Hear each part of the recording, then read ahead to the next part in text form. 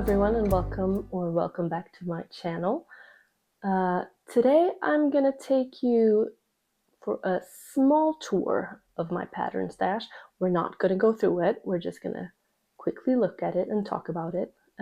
But first off, we're gonna start with what I'm wearing today, because that's what we do. Today I'm wearing this. It's an old make. It's the sweater number 18 by My Favorite Things Knitwear. As per usual, I didn't use the recommended yarn, so I made this in, because it helps to look at the sweater. It's Drops Nepal, I think. I also held it with a mohair, so a thicker alpaca and a mohair makes this a very warm sweater. It's a little more dense than I think it should be, so I've seen other people's versions are more, flowy and slightly more oversized. Gray is something I don't really do anymore, since I had my colors analyzed, or I lean more, try to lean more to beige. Haven't quite gotten there. I made one beige sweater, but baby steps, I guess. You have your craft or your hobby and you buy a lot of supplies, and those tend to add up.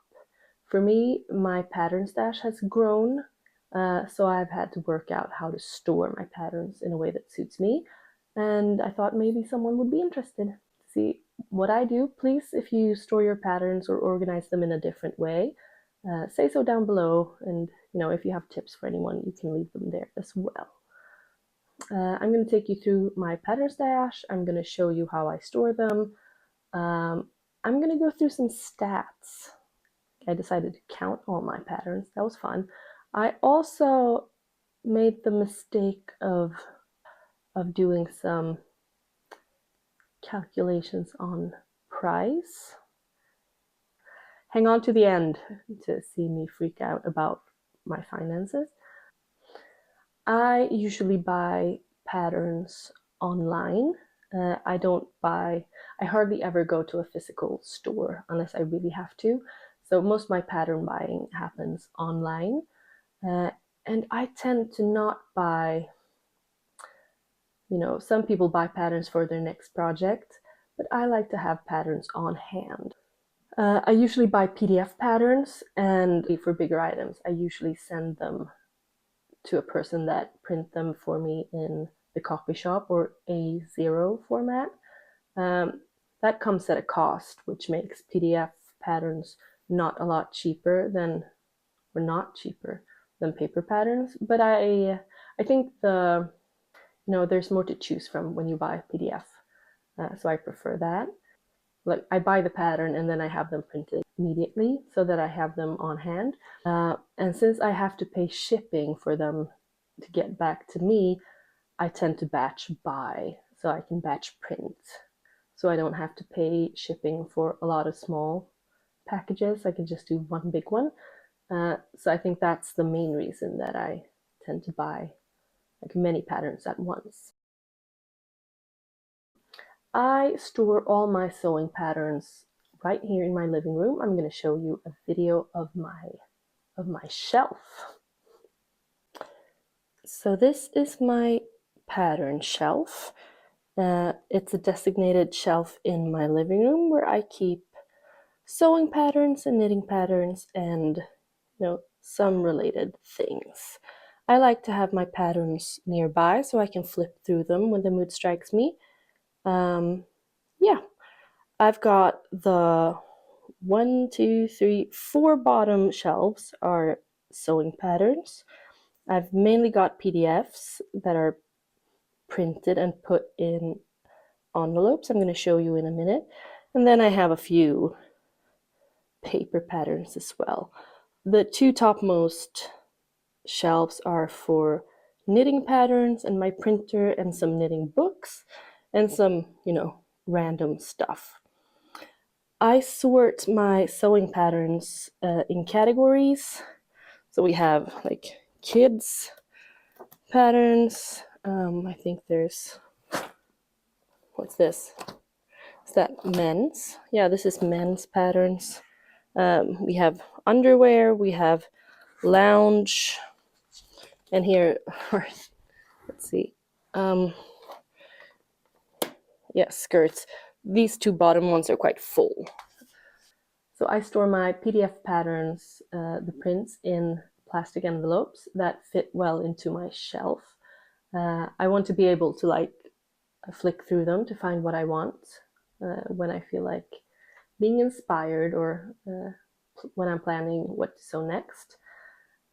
I don't know where I bought these, but they're just, A4 plastic envelope. So the pattern has some extra space here, and they have a snap on the back. So in these, I find for most patterns I can quite comfortably fit the folded copy shop printed pattern, the instructions, and also my cutout pattern, not fabric pattern pieces, but the pattern paper pieces I keep in these as well. I also have some paper patterns. They're obviously stored in their own packaging. I never, ever, ever cut into my printed PDFs. I am Team Trace. Is that an old reference? It's in the Love to Sew podcast. They went through this in the beginning of their podcasting days, if they're Team Trace or Team Cut. So some people pay to have their PDFs printed, I guess, and then cut them out. Like they cut on the line of their size and then use that. And I see that that's great, and that paper is more like durable. But then you can never make another size. Your body can't change. You can't make it for anyone else. You can't decide you want a slightly different fit. I think that patterns are expensive enough as they are. I want to be able to keep them forever. So I am Team Trace all the way. So I, unfold all my sheets of paper. I take out my pattern paper, put it on top, trace my size, cut that out. And that little pattern paper piece also goes in my envelope. I don't want to ruin my things. Like, don't cut into your paper. That's wasteful. Yeah, I know many people swear by storing their patterns, store digital copies of their patterns. I do as well. I have a thumb drive where I just put everything on, and like if my home is ever on fire, I'm gonna grab my son, my knitting, and my thumb drive and leave.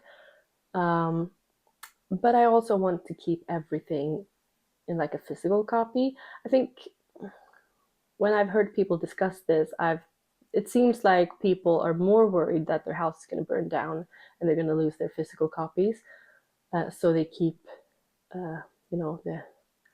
their cloud stacked with patterns. But I tend to worry more that like the technical thing or like the electronics wouldn't work, or I would lose my thumb drive, or the zombies eat the internet, or like that storage solution wouldn't work anymore, and then you would have lost everything. So I want like all the information I need to make a pattern.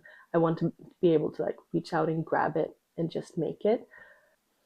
I don't think anyone in my family would want my patterns, but maybe they can donate them somewhere and someone can find them, and then they will find these old vintage printed PDFs and they can use them because I was kind enough to print the instructions as well. So I went through all my patterns. I put them into a spreadsheet. There were parts of this that was fun and some that were not. I have a total of 268 patterns. Most of them have been bought in the last 6 years, which is impressive. If you break it out over 6 years, it's not that many patterns, right? Like I said, I mainly buy PDFs, so I have 79% PDF versus 21% paper. My most bought categories are, or my most popular, my most bought is dresses, number one, and I have 15% dresses. 11% of my patterns are for kids or babies, and 8.2% are pants. I have 75 different designers in this stash. And my top 3 designers are number 1, Helen's Closet. I have 28 of her patterns, which constitutes 10% of my pattern collection. My second most popular designer is Brindle and Twig, and they make kids patterns. So most of my kids patterns are from them. And I have 14 patterns from Style Arc, which is 5% of my stash. And yeah, this one, the big question, like how many have I actually made of these 268 patterns? I have made 20% of my patterns. That's not a lot. 20% is not a lot. I would have preferred that to be a higher number.